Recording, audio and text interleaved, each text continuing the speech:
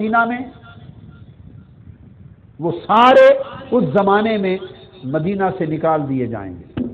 کل منافق جو مدینہ اور مکہ میں رہ رہے ہوں گے، مکینان حجاز کے اور مدینہ کے، وہ سارے دجال کی دعوت پہ لبیک کہہ کے اس کی فوج میں شامل ہو جائیں گے، منافق نکل جائیں گے اور اہل ایمان بچ جائیں گے۔ وہ امام مہدی علیہ السلام کے ساتھ کثرت کے ساتھ 70,000 یہودی اس کے ساتھ ہوں گے، عورتیں بہت زیادہ اس کی پیروکار بن جائیں گی۔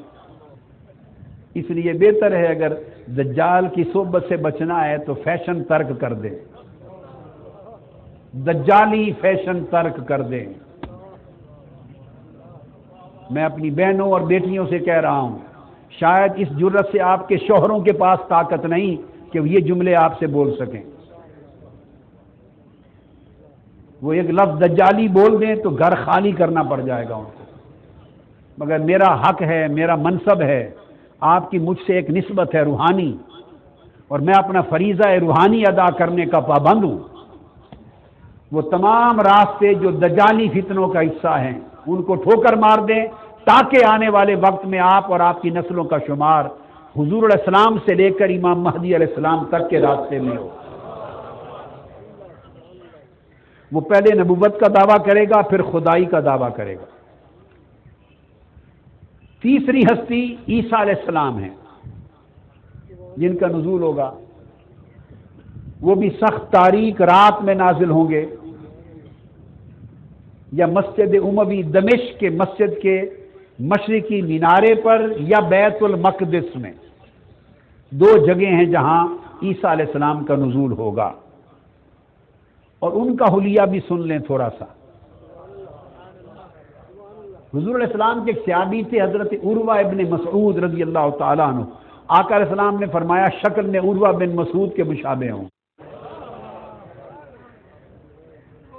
ان کا قد و قامت بھی درمیانہ ہوگا، رنگ سرخ و سفید ہوگا، ان کے بال زلفیں شانوں تک پھیلی ہوں گی اور سیدھے ہوں گے، کنڈل والے نہیں ہوں گے، اور جب نہائیں گے تو بال چمکیں گے، سر جھکائیں گے تو موتیوں کی طرح قطرے ٹپکیں گے، جسم پر ایک زرہ ہوگی، ہلکے زرد رنگ کی دو چادریں، دو کپڑے زیب تن ہوں گے، اور اس زمانے کے صالح ترین 800 مرد اور 400 عورتیں ابتدائی طور پہ ان کے گروہ میں شامل ہوں گے، 1200 افراد،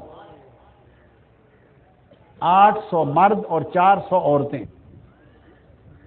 جس وقت سیدنا عیسیٰ علیہ السلام کا نزول ہوگا اس وقت امت مسلمہ کا امیر اور امت مسلمہ کا امام علی الاطلاق امام مہدی علیہ السلام ہوں گے۔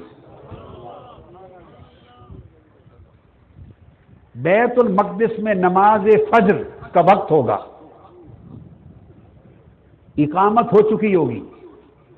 سیدنا امام مہدی علیہ السلام، یہ جتنا کچھ میں بیان کر رہا ہوں ایک ایک جملے پر احادیث کی سینکڑوں کتب کے ریفرنسز سب موجود ہیں۔ اگر میں ہر ایک بات کے ساتھ وہ ساتھ پڑھنے اور دکھانے لگ جاؤں تو پھر یہ 4 جمعوں پر خطاب چلا جائے گا۔ اقامت ہو چکی ہوگی، تو جب عیسیٰ علیہ السلام پہنچیں گے نماز فجر کے لیے تو سیدنا امام مہدی علیہ السلام انہیں دیکھ کر پہچان کر کے عیسیٰ علیہ السلام آ گئے، مصلی سے پیچھے ہٹنا چاہیں گے۔ آپ ان کے کندھوں پر ہاتھ رکھ کے فرمائیں گے کہ نہیں، مہدی امت کے امام آپ ہیں،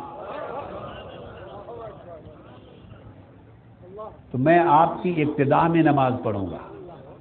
سو وہ لوگ جو سیدنا امام مہدی علیہ السلام کے وجود کے انکاری ہیں، یا ان کے مقام و مرتبہ کے انکاری ہیں، یا ان کی امامت علی الاطلاق کے انکاری ہیں، انہیں توبہ کر لینی چاہیے، اس لیے کہ وہ بخاری اور مسلم کی متفق علیہ احادیث سمیت کتب حدیث کی سینکڑوں احادیث نبوی کے انکار کا مرتکب ہو رہے ہیں۔ فرمانے فرامین مصطفیٰ سے بغاوت ہے۔ بعض علماء نے تو سیدنا امام مہدی علیہ السلام کے وجود کا مطلقاً انکار کرنا کفر تک قرار دے دیا ہے۔ اہل سنت میں جو مذہب مختار ہے وہ کفر نہیں ہے، اہل تشیع کے ہاں ہوگا، تو اہل سنت کے ہاں مذہب مختار، ان کا انکار کفر نہیں، مگر ان کے انکار کا گمراہی ہونا، فرمان مصطفیٰ کی نافرمانی ہونا اور گمراہی اور ضلالت ہونے میں کوئی شک اور کوئی اختلاف نہیں ہے۔ باقی گمراہی ہونا، فسق ہونا یا کفر ہونا، یہ علمی اور فقہی باریک بحثیں ہوا کرتی ہیں، ان سے نفس مسئلہ پہ کوئی اثر نہیں پڑتا۔ چنانچہ سیدنا امام مہدی علیہ السلام جماعت کرائیں گے اور عیسیٰ علیہ السلام ان کی اقتداء میں نماز ادا کریں گے۔ جب نماز کے دوران جب رکوع سے اٹھیں گے، سمع اللہ لمن حمدہ کہیں گے، تو سمع اللہ لمن حمدہ کہہ کر بآواز بلند ایک جملہ کہیں گے، اعلان کریں گے، قاتل اللہ الدجال واظہر المؤمنین، اللہ نے دجال کو قتل کر دیا اور مومنوں کو غالب کر دیا۔ یہ رکوع سے سر اٹھاتے ہی حالت قوما میں سمع اللہ لمن حمدہ کے بعد اعلان کر دیں گے۔ نماز سے فارغ ہو کر عیسیٰ علیہ السلام سامنا دروازہ کھولیں گے، جب دروازہ کھولیں گے تو اس کے پیچھے دجال 70,000 یہودیوں، مسلح یہودیوں کے ساتھ کھڑا ہوگا، اور اس کے بعد جہاد آخری شروع ہو جائے گا، اور فلسطین کے جہاد کرتے کرتے پھر پہاڑوں پر مسلمان محصور ہوں گے، وہ اتر آئیں گے، جہاد میں شریک ہو جائیں گے۔ عیسیٰ علیہ السلام کی سانس جس جس کافر یہودی پہ پڑے گی وہ مرتا جائے گا، اور بالآخر دجال بھاگ اٹھے گا۔ عیسیٰ علیہ السلام اور سیدنا امام مہدی علیہ السلام اس کا تعاقب کریں گے اور تلواروں کے ساتھ قتل کریں گے۔ جس مقام پر دجال قتل ہوگا اس مقام کا نام باب لد ہے۔ لد فلسطین میں ایک جگہ ہے، احادیث مرفوعہ میں اس کی تعیین کر دی گئی ہے۔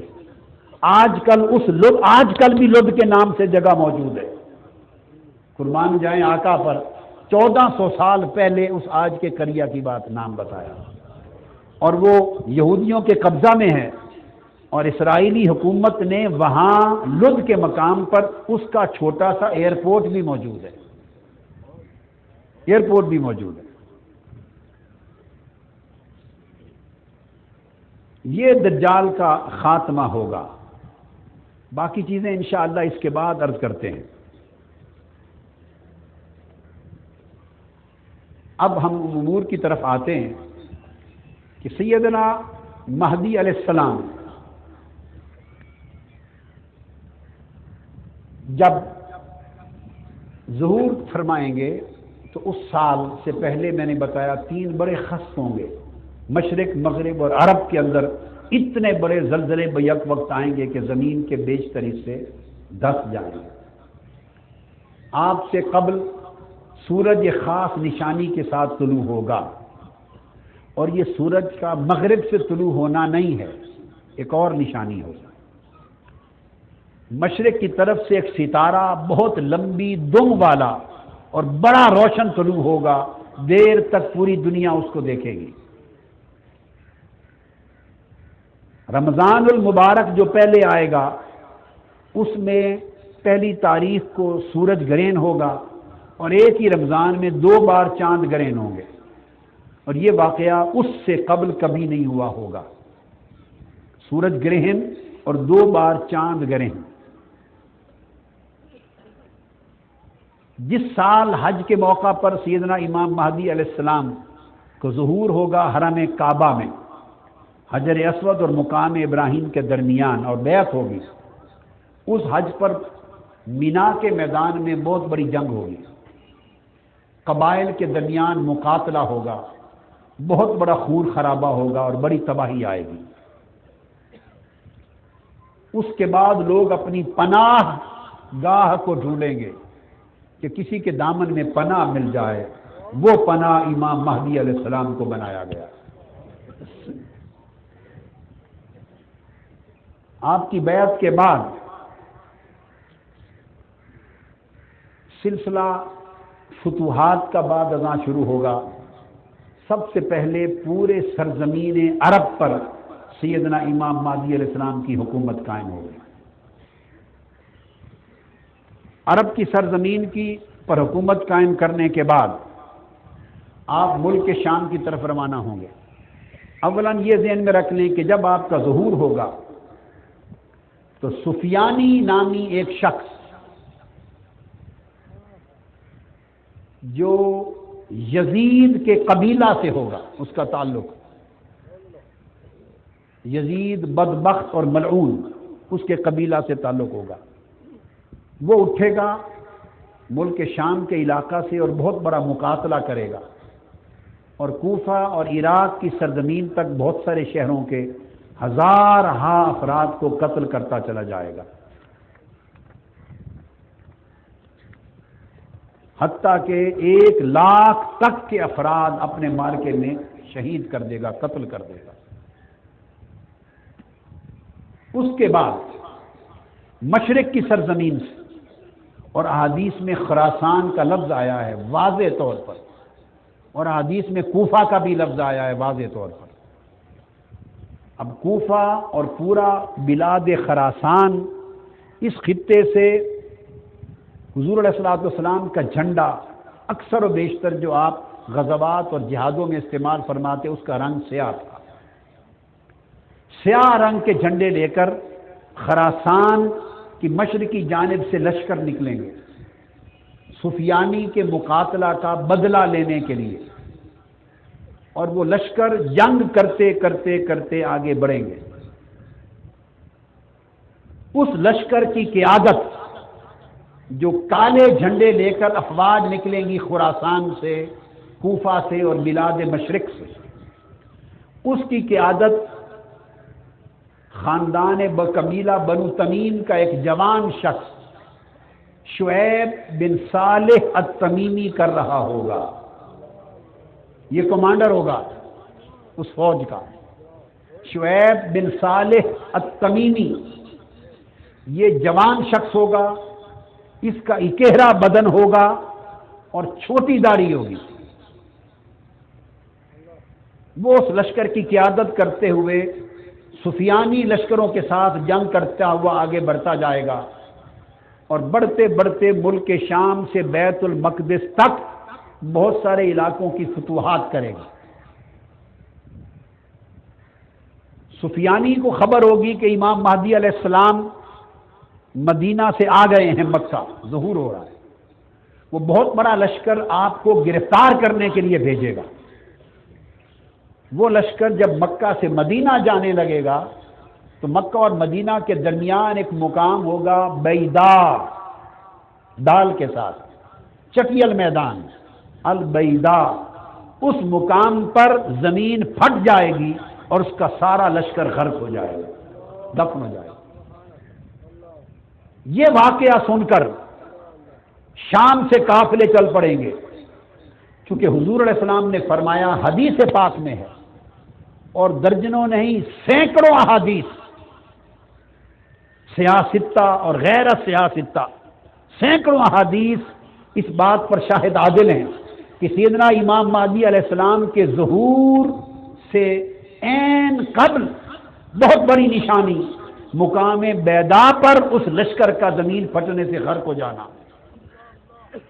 اس کی خبر پہنچے گی تو ملک شام سے لشکر بھی چلیں گے اور 40 ابدال پوری دنیا سے یکجا ہو جائیں گے، جو آقا علیہ السلام نے فرمایا قیامت تک سرزمین شام پر 40 ابدال رہیں گے۔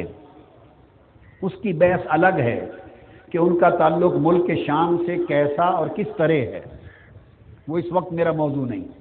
وہ 40 کے 40 ابدال چل پڑیں گے اور سرزمین عراق کے کل اولیاء چل پڑیں گے، تو اولیاء و ابدال مکہ معظمہ میں آ کر سیدنا امام مہدی علیہ السلام کی بیعت کر لیں گے۔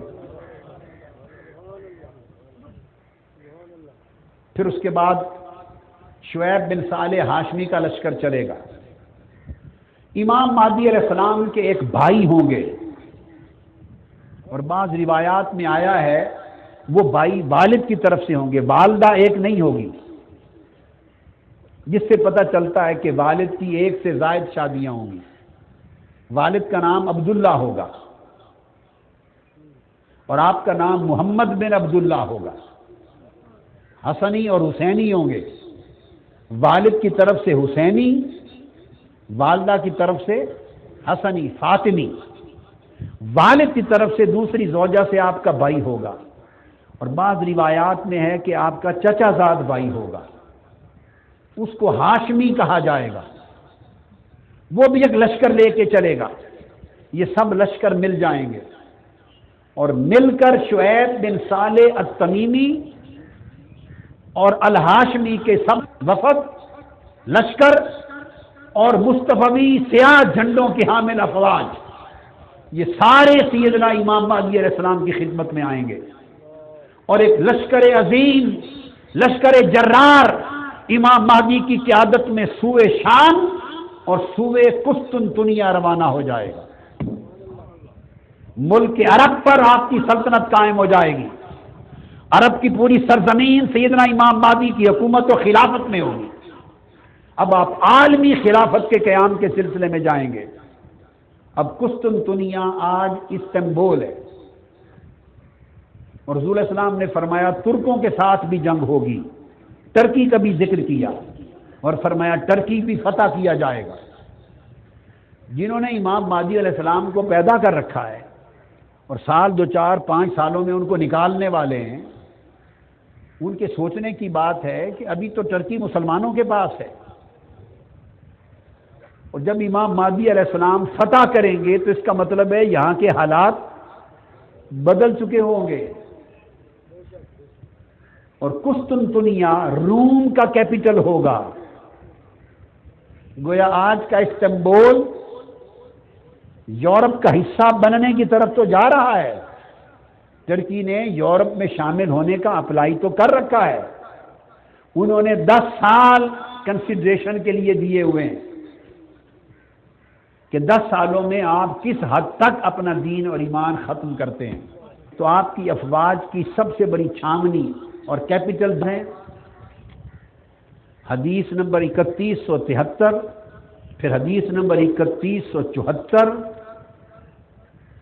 یہ نسائی شریف میں، اور پھر تیسری حدیث 3175، اس میں اس بات کی تصریح ہو جاتی ہے کہ یہ جس غزوہ ہند کی بات ہو رہی ہے، یہ پہلے والے اکثر میں نے اس لیے اس کی تصریح کر دی کہ لوگوں کے ذہنوں میں، بعض علماء کے ذہنوں میں، اور عوام جو علماء سے سنتے ہیں ان کے ذہنوں میں ایک مغالطہ ہے کہ شاید یہ غزوے وہی تھے جو ہو چکے۔ نہیں، نسائی شریف کی تیسری حدیث پہلی 2 حدیثوں کی شرح کر رہی ہے اور اس کے زمانے کی تعیین کر رہی ہے۔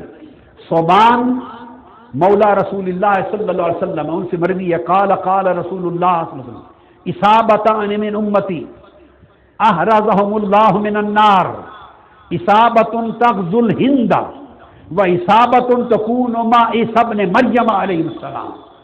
فرمایا 2 لشکر ایسے ہوں گے جنہیں اللہ نے دوزخ کی آگ سے آزاد کر دیا ہے، ایک لشکر ادھر ہند میں جہاد کرنے والا، دوسرا لشکر ادھر عیسیٰ علیہ السلام کے ساتھ مل کر جہاد کرنے والا۔ یہ آیت کریمہ ایک وقت میں 2 لشکروں کا ذکر کر رہی ہے۔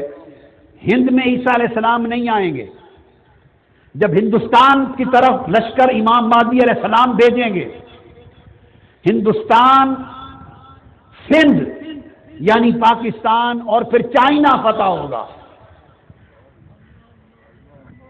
ہند، سندھ یعنی پاکستان اور چائنا، سین بھی فتح ہوگا۔ یہ پورا خطہ فتح کریں گے مہدی علیہ السلام کے لشکر، اور ہندوستان کے بادشاہ پابند سلاسل کیے جائیں گے، زنجیروں میں جکڑ کر بیت المقدس میں حضرت امام مہدی علیہ السلام کے تخت کے سامنے پیش کیا جائے گا۔ عیسیٰ علیہ السلام اور مہدی علیہ السلام اس طرف جہاد میں مصروف ہوں گے، اور ان کا بھیجا ہوا لشکر غزوہ ہند میں مصروف ہوگا۔ اور حدیث بتا رہی ہے بیک وقت 2 لشکر، ادھر عیسیٰ علیہ السلام کا، ادھر مہدی علیہ السلام کا بھیجا ہوا لشکر، وہ بلاد روم، بلاد قسطنطنیہ اور دجال کے قتل کے جہاد میں شریک ہوگا، قتل دجال والا لشکر۔ ادھر غزوہ ہند، سندھ، ہند اور چائنا کی فتوحات کا لشکر فرمایا یہ دو لشکر ایسے ہوں گے کہ جو شہید ہو گیا افضل الشہداء ہوا، جو بچ گئے دوزخ کی آگ سے آزادی کا پروانہ پا گئے۔ اور اس لیے اس کو کر رہا ہوں کہ پھر اس کے ساتھ امام نسائی نے غزوۃ الترک اور غزوۃ الحبشہ کا بیان کیا ہے، اس کے ساتھ وہ لائے ہیں بیان، یہ نسائی شریف تھی۔ اب یہ کتاب میرے پاس ہے امام ابن کثیر کی النہایہ، یہ کتاب انہوں نے، میں پھر اس بات کی تصریح کر رہا ہوں، مطلقاً فتن اور ملاحم پر لکھی، یعنی قرب قیامت میں جو فتنے ظاہر ہوں گے، سیدنا مہدی علیہ السلام کی پھر آمد، دجال کا ظہور اور عیسیٰ علیہ السلام کی آمد اور نزول، اس زمانے میں جو واقعات ہوں گے ان واقعات اور فتن کا بیان کیا ہے امام ابن کثیر نے النہایہ فی الفتن۔ اس کے اندر امام ابن کثیر نے ہند اور سندھ کو فتح کرنے کی غزوات کا بیان کیا قرب قیامت کے باب میں۔ اور آقا علیہ السلام نے فرمایا عن ابی ہریرہ رضی اللہ تعالی عنہ ان رسول اللہ صلی اللہ علیہ وسلم قال یکون فی ہذہ الامہ بعث الی السندھ والہند۔ آقا علیہ السلام نے فرمایا کہ میری امت میں قرب قیامت کی جو علامات ہوں گی اور قرب قیامت میں جو ملاحم، جنگیں اور فتوحات ہوں گی، اس باب میں فرمایا کہ میری امت میں لشکر روانہ کیا جائے گا سندھ اور ہند کی طرف۔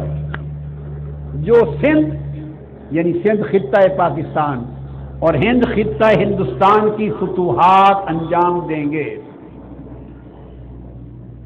اور اس سے پہلے ملک عرب، حضور علیہ السلام نے فرمایا کہ وہ میرا بیٹا مہدی فتح کر کے اپنی سلطنت و خلافت ملک عرب پر پہلے ہی قائم کر چکا ہوگا۔